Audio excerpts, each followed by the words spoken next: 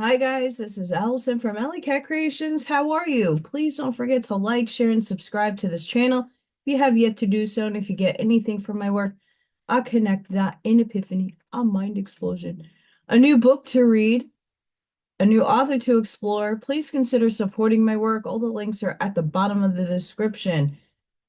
Alley Cat Creations 211 is where you can find all these fabulous artworks all over the place.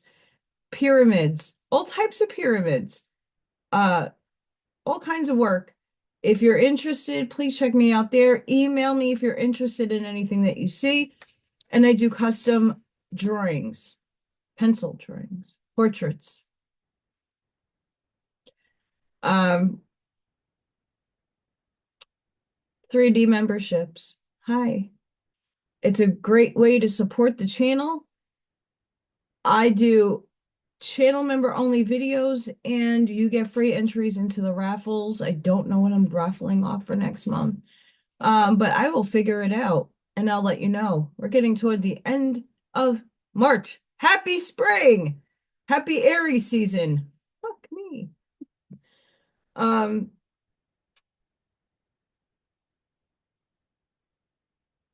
yeah, I got the coughing and the it's oozing out, hopefully. Taking lots of supplements. Once again, these parents send their kids to school sick constantly. And then if it's allergies, just like let us know so that, unfortunately, being in pre-K, I'm holding a lot of the kids and their faces right next to mine. And I have to get down on their level to talk to them. So this is like yeah. In eventuality, that's a consistent thing. And I've been out of the education realm for 2 years till I got here. So yeah, I'm bound to get a lot of sickness and allergy season is here. Fuck me. Yay. Oh, my nose there. Um, so today I'm hoping I have a lot going on. I have an event on Saturday and tomorrow during the live. I don't know how long I'm going to do it, but I have to wake up super early on Saturday, pack the car and get over, and then come back, do a show, and then unpack the car.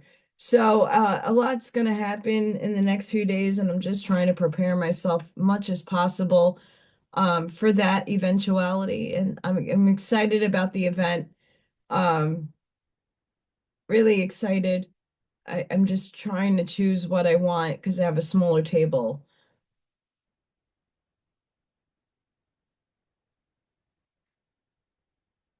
And I'm doing it all by myself.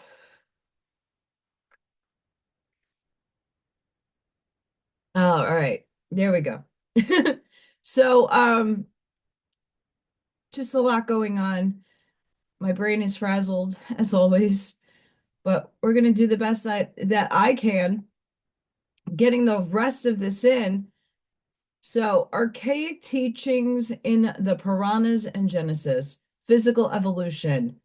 The writer cannot give too much proof that the system of cosmogony and anthropogeny are described actually existed, that that its records are preserved, and that it is found mirrored even in the modern versions of ancient scriptures. I'm trying to get my voice as not as froggy. Sorry, guys.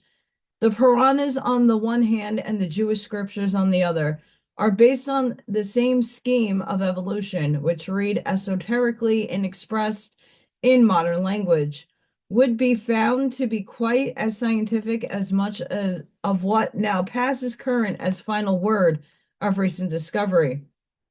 The only difference between the two schemes is that the Purana is giving as much and perhaps more attention to the causes than to the effects, allude to the pre-cosmic and pre-genetic periods rather than to those so-called creation, whereas the Bible, saying only a few words of former period, plunges forthwith into material genesis, and while nearly skipping the pre-Adamic races proceeds with its allegories concerning the fifth race. Now, whatever the onslaught made on the order of creation in Genesis and its dead letter account certainly leads itself admirably to criticism. He who reads the Hindu Puranas, its allegorical exaggerations notwithstanding, will find them quite in accordance with physical science. Even what appears to be on the face of it, perfectly nonsensical allegory of Brahma, assuming the form of a boar to rescue the earth from the underwaters, finds the secret commentaries a perfectly scientific explanation, relating it as it does to the many risings and sinkings and the constant alteration of water and land from the earliest to the latest geological periods of our globe. For science teaches us now that the nine-tenths of the stratified formations of the Earth's crust have been gradually constructed beneath water at the bottom of these seas. The ancient Aryans are credited with having known nothing whatever of natural history, geology, and so on. The Jewish race is, on the other hand, proclaimed even by its severest critic, an uncompromising opponent of the Bible. To have the merit of having conceived the idea of monotheism, how earlier, and retained it more firmly than any of the less philosophical and more immoral religions of the ancient world, only while we find in biblical esotericism physiological sexual mysteries symbolized, and very little more, something for which very little real philosophy requisite. In the Puranas, one may find the most scientific and philosophical dawn of creation, which, if impartially analyzed and rendered into plain language from its fairy tale-like allegories, would show that modern zoology, geology, astronomy, and nearly all the branches of modern knowledge have been anticipated in the ancient science and were known to the philosophers in the general features, if not in such detail as at present. Puranic astronomy, with all its deliberate concealment and confusion for the purpose of leading the profane of the real track, was shown even by Bentley to be a real science. And those who are versed in the mysteries of Hindu astronomical treatises will prove that the modern theories of the progressive condensation of nebulae, nebulous stars, and suns, with the most minute details about the cyclic progress of asterisms, far more correct than Europeans have even now for chronological and other purposes, were known in India to perfection. If we turn to geology and zoology, we find the same. What are all the myths and endless genealogies of the seven Parakti and their sons, the seven rishis or manus, and of their wives, sons, and progeny, but a vast detailed account of the progressive development and evolution of animal creation, one species after another? Were the highly philosophical and metaphysical Aryans the authors of the most perfect philosophical system of transcendental psychology, of codes of ethics, and such a grammar as Panini's of the Sankhya and Vedanta systems, and more moral code, Buddhism, proclaimed by Max Mueller, the most perfect on earth? Such fools are children as to lose their time in writing fairy tales.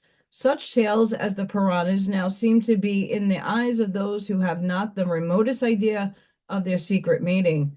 What is the fable, the genealogy and origin of Kasyapa with his 12 wives, by whom he had a numerous and diversified progeny of nagas, serpents, reptiles, birds, and all kinds of living things, and who was thus the father of all kinds of animals, but a veiled record of the order of evolution in this round.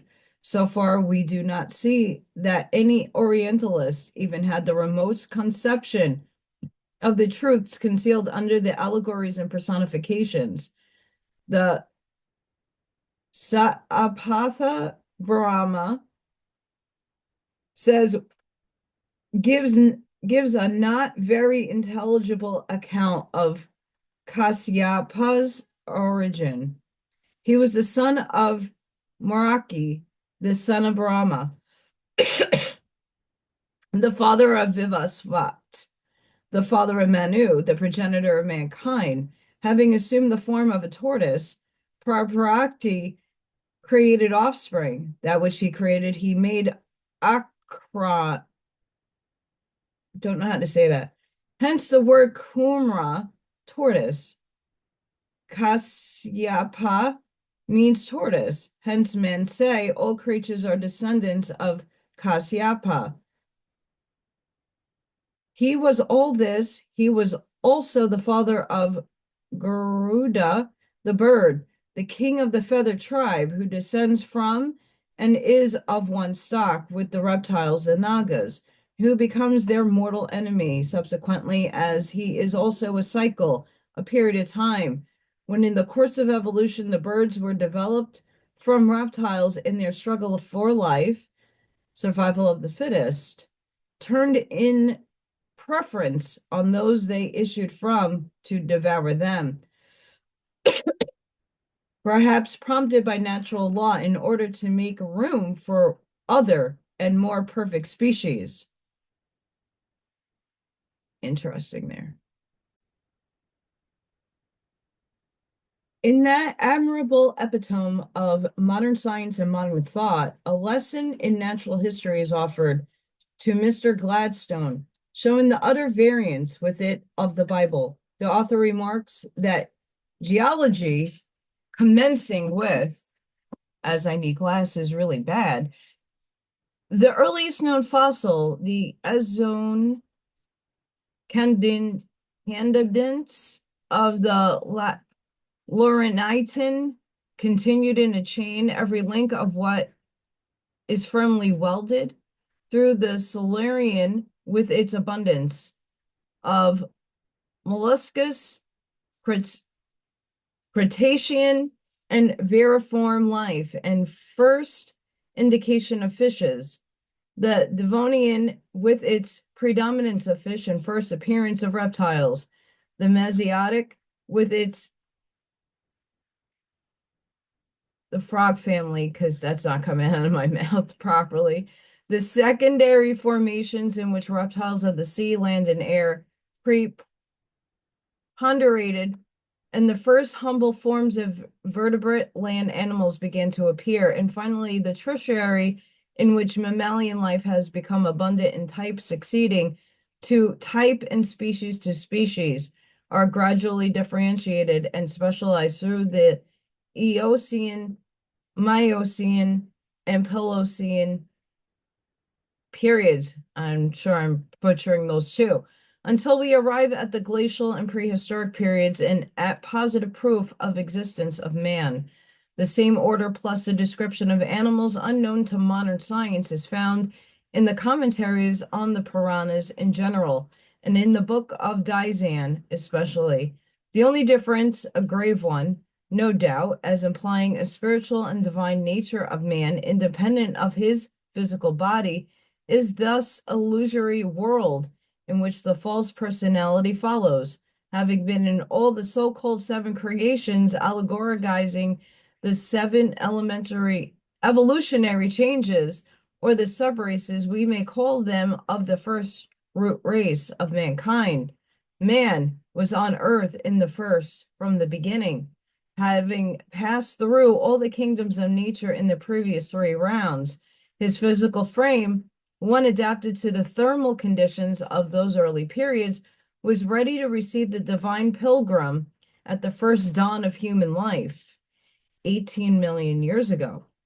It is only at the midpoint of the third root race that man was endowed with manas. Once united, the two and then the three made one. For though the lower animals from the amoeba to man received their monads, in which all the higher qualities are potential, all have to remain dormant till each reaches its human form, before which stage man's mind has no development in them. In the animals, every principle is paralyzed, and in a fetus-like state, save the second vital and the third the astral, and the rudiments of the fourth, kama, which is desire instinct, whose intensity and development varies and changes with the species. To the materialist wedded to the Darwinian theory, this will read like a fairy tale, a mystification. To the believer in the inner spiritual man, the statement will have nothing unnatural to it. Now, the writer is certain to meet what will be termed insuperable objections. We shall be told that the line of embryology, the gradual development of every individual life, and the progress of what is known to take place in the order of progressive stages of specialization, that all this opposed to the idea of man preceding mammals. Man begins as the humblest and most primitive vermiform creature, from the primitive speck of protoplasm and the nucleated cell in which all life originates, and is developed through stages undistinguishable from those of fish, reptile, and mammal, until the cell finally obtains the highly specialized development of the quadrumnius, and last of all, of the human type. This is perfectly scientific, and we have nothing against that, for all this relates to the shell of man, his body, which in its growth is subjected, of course, like every other once called, morphological unit, to such metamorphosis. It is not those who teach the transformation of the mineral atom through crystallization, which is the same function and bears the same relation to its inorganic so-called upadi, or basis, as the formation of cells to their organic nuclei, through plant, insect, and animal into man. It is not they who will reject this theory, as it will finally lead to the recognition of a universal deity in nature, ever present, and as ever invisible and unknowable and intracosmic gods, who all were men. But we would ask, what does science and its exact and now axiomatic discoveries prove against our occult theory?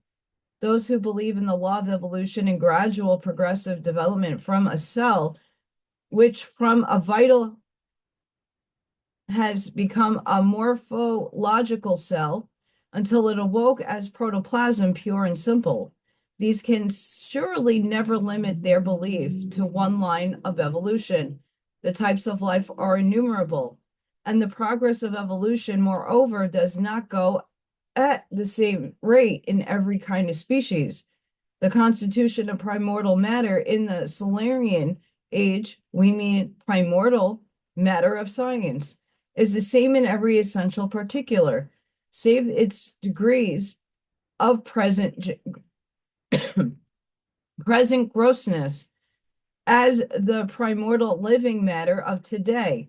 Nor do we find that which ought to be found if the new orthodox theory of evolution were quite correct, namely a constant, ever-flowing progress in every species of being. Instead of that, what does one see? While the intermediate groups of animal being all tend toward a higher type, and while specializations now of one type and now of another develop through the geological ages, change forms, assume new shapes, appear and disappear with a kaleidoscopic rapidity in the description of paleontologists from one period to another.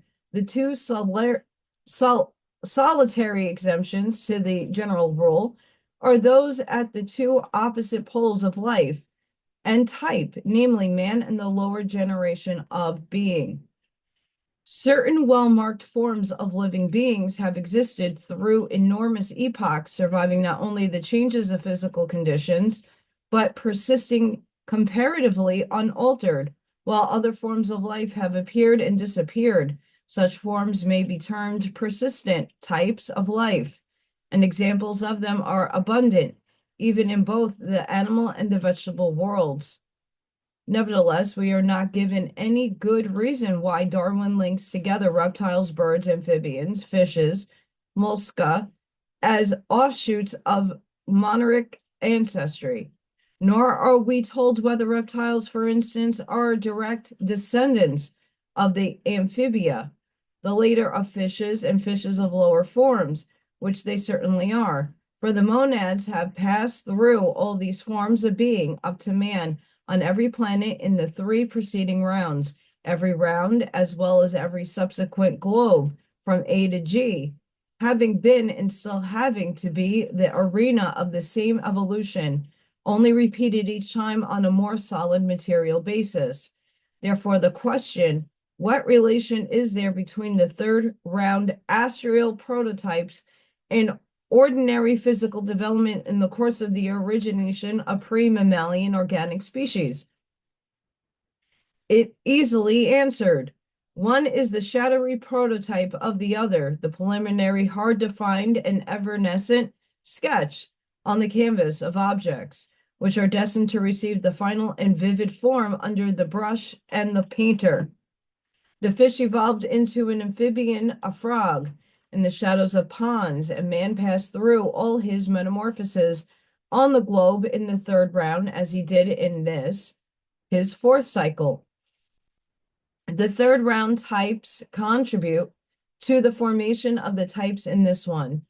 On strict analogy, the cycle of 7 rounds in their work of the gradual formation of man through every kingdom of nature are repeated on a microscopical scale in the first 7 months of gestation of a future human being.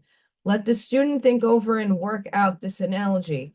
As a 7 months old, unborn baby, though quite ready, yet needs 2 months more in which to acquire strength and consolidate. So man, having perfected his evolution during 7 rounds, remains 2 periods more in the womb of Mother Nature before he is born, or rather reborn, a Dhyani, still more perfect than he was before he launched forth as a monad on the newly built chain of worlds. Let the student ponder over this mystery, and then he will easily convince himself that as there are also physical links between many classes, so there are precise domains wherein the astral merges into physical evolution. Of this science breathes not one word. Man has evolved from and with the monkey, it says, but now see the contradiction. Huxley proceeds to point out plants, ferns, club mosses, some of them generally identical with those now living, which are met with in the Carboniferous epoch for the cone of the Aulic, I don't know how to pronounce that, is hardly distinguishable from that of existing species. Subkingdoms of animals yield to the same instance. The Globigurna of the Atlantic sounding in identical with the Cretaceous species of the same genus. The tabulate corals of the Silurian epoch are wonderfully like the millipores of our own seas. The Arachnia, the highest group of which the scorpions is represented in the coal by a genius differing only from its living congeners, only in the eyes, all of which may be closed with Dr. Carpenter's authoritative statement about the Forma infra, whatever. There is no evidence, he says, of any fundamental modification or advance in the, whatever that long word, F word is, type from the Prozoic period to the same time. That long F word fauna of our own species probably present a greater range of variety than existed in any previous period, but there is no individuation of any tendency to elevate towards a higher type. Now, if there is no indication of change in the, whatever that word is, a protozoan of the lowest type of life, mouthless and eyeless, except its greater variety now than before. Man, who is on the uppermost rung of the ladder of being, indicates still less change, as we have seen the skeleton of his Paleolithic ancestor being even found superior in some respects to his present frame. Where is then the claimed uniformity of law, the absolute rule, one species shading off into another, and by insensible gradations into higher types? We see Sir William Thomson admitting as much as 400 million of years in the Earth's history since the surface of the globe became sufficiently cool to permit of the presence of living things. And during the enormous lapse of time in the Orolitic period alone, the so-called age of reptiles, we find a most extraordinary variety and abundance of Solarian forms, the amphibian type reaching its highest development. We learn of I don't know how to say that. Sorry, the dinosaurs. Fuck my life. In the lakes and rivers, and of winged crocodiles or lizards flying in the air. Plesiosaurus. Yeah, don't mind me, guys. Sick projection issues and teeth. After which, in the tertiary period, we find the mammalian type exhibiting remarkable divergence from previously existing forms. Mastodons, megatheriums, and other unwieldy denizens of the ancient forests and plains, and subsequently are notified of the gradual modification of one of the ramifications of the big word order into those beings from whom primeval man himself may claim to have been evolved, the beginning of life. He may, but no one except materialists can see why he should, as there is not the slightest necessity for it, nor is such an evolution warranted by facts. For those most interested in the proofs, therefore, confess their utter failure to find one single fact to support their theory. There is no need for the numberless types of life to represent the members of one progress series. They are the products of various and different evolutionary divergences taking place now in one direction and now in another. Therefore, it is most justifiable to say that the monkey evolved into the quadrumanus, alna, whatever order. Holy fuck. Then the primeval man, who has remained stationary in his human specialization ever since his fossil is found in the oldest strata, and of whom no variety is found save in color and facial type, has developed from found from a common ancestor together with the ape. Sorry, guys. I'm gonna take a pause here. I can't. The man originates like other animals in a cell and develops through stages undistinguishable from those of fish, reptile, and mammal until the cell obtains a highly specialized development of the quadrumanus and at last the human type. It is a cult axiom thousands of years old. The Kabbalistic axiom, a stone becomes a planet. No, sorry, a stone becomes a plant a beast a man a god, holds good throughout the ages. Haeckel, in his long-ass German book name, shows a double drawing representing two embryos, that of a dog 6 weeks old and that of a man 8 weeks. The two, except the slight difference in the head, larger and wider about the brain in the man, are undistinguishable. In fact, we may say that every human being passes through the stage of fish and reptile before arriving at that of mammal and finally of man. If we take him up at more advanced stage where the embryo has already passed the reptilian form for a considerable time, the line of development remains the same as that of other mammalia.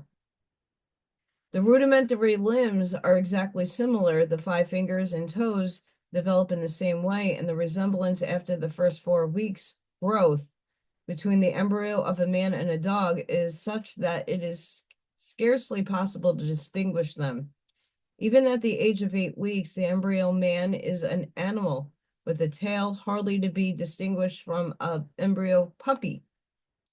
Why then not make man and dog evolve from a common ancestor, or from a reptile, a naga, instead of coupling man with a quad, whatever that fucking word is? I'm like done with that. This would be just as logical as the other and more. The shape and the stages of human embryo have not changed since historical times, and these metamorphoses were known to Asclepius and Hippocrates, as well as Mr. Huxley. Therefore, since the Kabbalists had remarked it since prehistoric times, it is no new discovery. In Isis, Volume 1, it is noticed and half explained. As the embryo of man have no more of the ape in it than any other mammal, but contains in itself the totality of the kingdoms of nature, and since it seems to be persistent type of life, far more so than ever the long F word, it seems illogical to make him evolve from the ape, as it would to be traced his origin to the frog or the dog. Both occult and Eastern philosophies believe in evolution, which Manu and Kapila gave with far more clearness than any scientist does at present. No need to repeat that which was fully debated in Isis Unveiled, as the reader may find all these arguments and description of the base on which all the Eastern doctrines of evolution rested in our earlier books. But no occultist can accept the unreasonable proposition that all the now existing forms, from the structureless amoeba to man, are the direct lineal descendants of organisms which lived millions and millions of years before the birth of man, in the pre-Solarian epochs, in the sea or land, mud. The occultists believe in an inherent law of progressive development. Mr. Darwin never did, and says to himself on page 145 of The Origin of Species, we find him stating that since there can be no advantage to the infusion animalcule or an intestinal worm to become highly organized, therefore natural selection, not including necessarily progressive development, leaves the animalcule and the worm quiet. There does not appear much uniform law in such behavior of nature, and it looks more like discriminative action of some supernatural selection, perhaps the aspect of karma, which Eastern occultists would call the law of retardation, may have something to do with it. But there is every reason to doubt whether Mr. Darwin himself ever gave such an importance to his law as it given to it now by aesthetic followers. The following of the various living forms in the geological periods that have gone by is very meager. The reason given for this by Dr. Bastian are very suggestive, on account of an imperfect manner in which the several forms may be represented in the strata pertaining to the period, on account of extremely limited nature of the exploration which have been made in these imperfectly representative strata, and because so many parts of the record are absolutely inaccessible to us, nearly all beneath the Solarian system having been blotted out by time, while those 2/3 of the Earth's surface in which the remaining strata are to be found are now covered over by seas. Hence, Mr. Darwin says himself. For my part, following out Lyell's metaphor, I look at the geological record as a history of the world imperfectly kept, and written in a channeling dialect. Of this history, we possess the last volume alone, relating only to 2 or 3 countries. Of this volume, only here and there a short chapter has been preserved, and each page only here and there a few lines.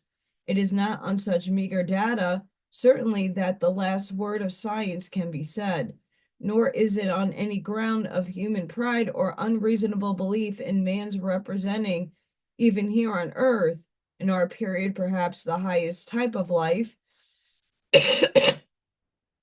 that occultism denies that all of the preceding forms of human life belong to the types lower than our own, for it is not so, but simply because the missing link, such as to prove the existing theory, undeniably will never be found by paleontologists.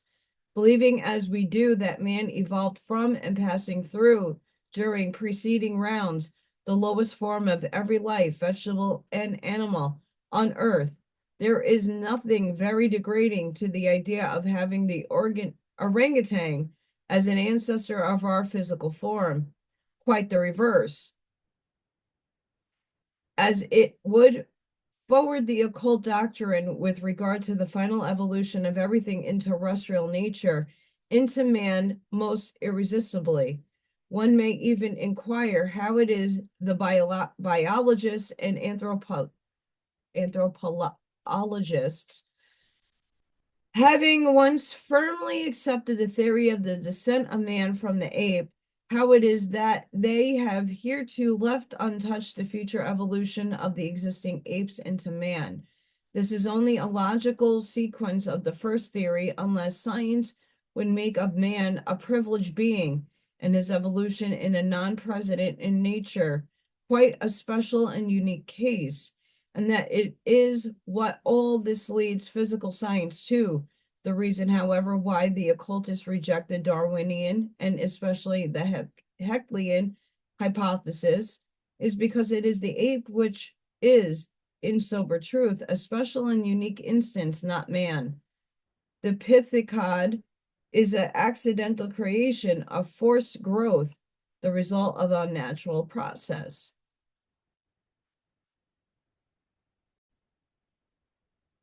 The occult doctrine is, we think, more logical. It teaches a cycle never varying in law in nature, the latter having no personal special design, but acting on a uniform plan that prevails through the whole Monvarotic period and deals with the landworm as it deals with man.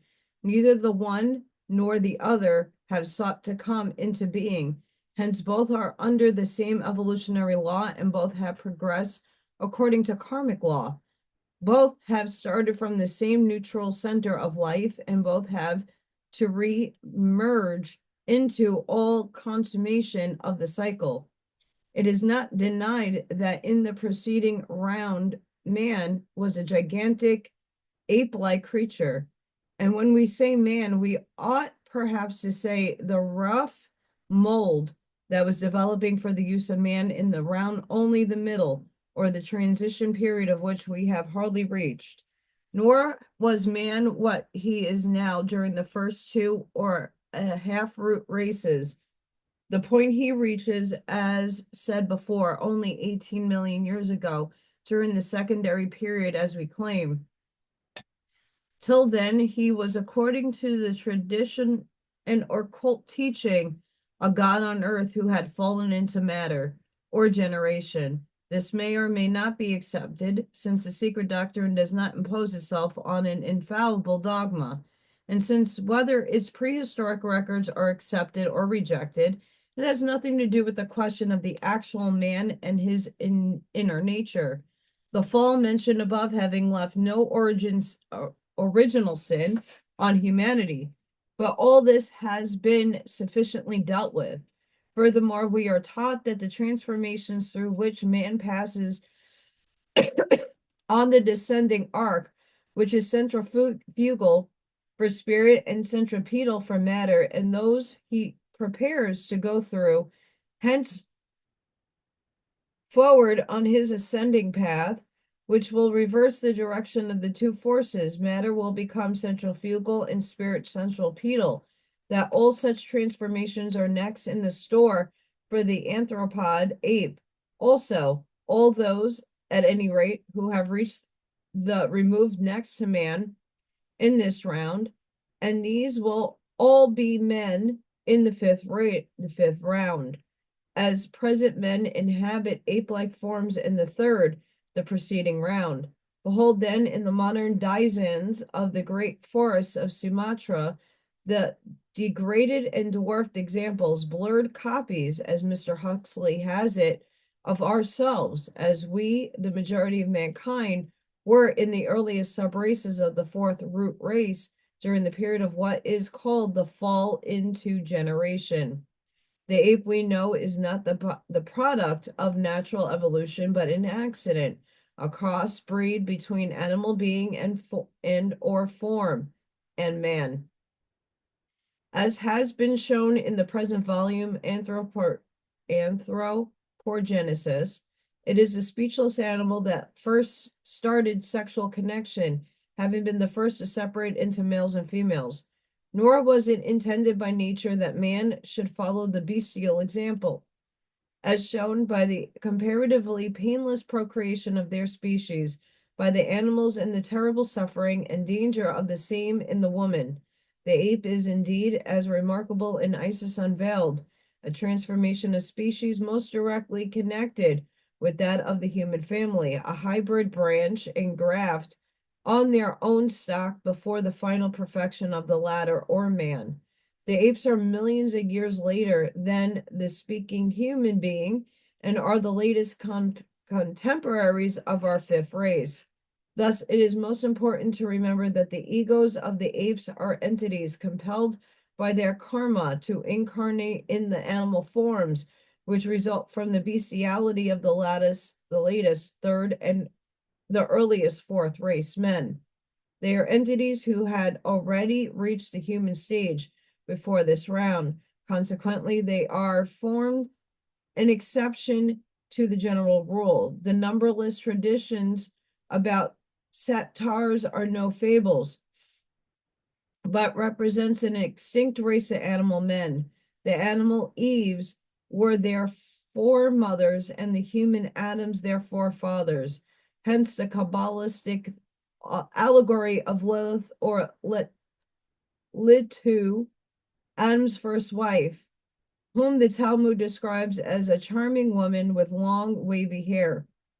A female hairy animal of a character now unknown, still a female animal, who in the Kabbalistic and Talmudic allegories is called the female reflection of Samuel Lilith, or man animal, united a being called Hayo Bishat, the beast or evil beast, Zohar. It is from the unnatural union that the present ape descend. The latter are truly speechless men and will become speaking animals or men of a lower order in the fifth round, while the adepts of a certain school hope that some of the egos of the apes of a higher intelligence will reappear at the close of the sixth root race. What their form will be is of secondary consideration. The form means nothing. Species and genera of the flora, fauna, and the highest animal, its crowned man, change and varying according to the environments and climatic variations, not only with every round, but every root race, likewise, as well as after every geological cataclysm that puts an end to or produces a turning point in the latter. In the sixth root race, the fossils of the orang, the gorilla, and the chimpanzee will be those of extinct quad mammals, and new forms, though fewer and ever wider apart as ages pass on and close of the Mamvarata approaches, will develop from the cast off types of the human races as they revert once again to astral out of the mirror of physical life. There were none before man, and they will be extinct before the seventh race develops. Karma will lead on the monads of the unprogressed men of our race and lodge them in the newly evolved human frames of thus physiological regeneration baboon. This will take place, of course, millions of years hence, but the picture of this cycle procession of all that lives and breathes now on earth of each species in its turn is a true one. It needs no special creation or miraculous formation of man, beast, and plant. This is how occult science explains the absence of any link between ape and man and shows former evolving from the latter. Interesting. So there's going to be a part 4. There's going to be a part 4 because this is a very, very, very long stanza. But it's long. There's no way with this coughing and issues in my mouth that I can continue. Fun times. I will be live tomorrow. I just don't know what time. Usually I go on about 5:30. It all depends upon, there's a lot going on at my job tomorrow. The child is coming so we can train. So there's a lot going on. I hopefully will be in good spirits and all shall be as it should be. And then Saturday, I will try to get in a channel member only video, either Sunday or during next week.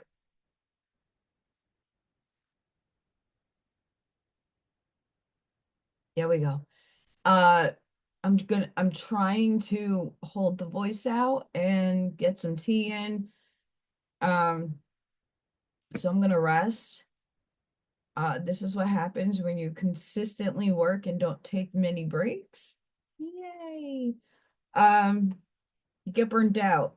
I'm not burning out. I'm very motivated and excited for things, but it's a lot of work and it's exhausting. But here I am. Nothing much more I can do but push forward. So, sending each and every one of you love, light, compassion, grace, shielding, and protective energy. Please go within, be the shoulder, be the lighthouse, seize your truths.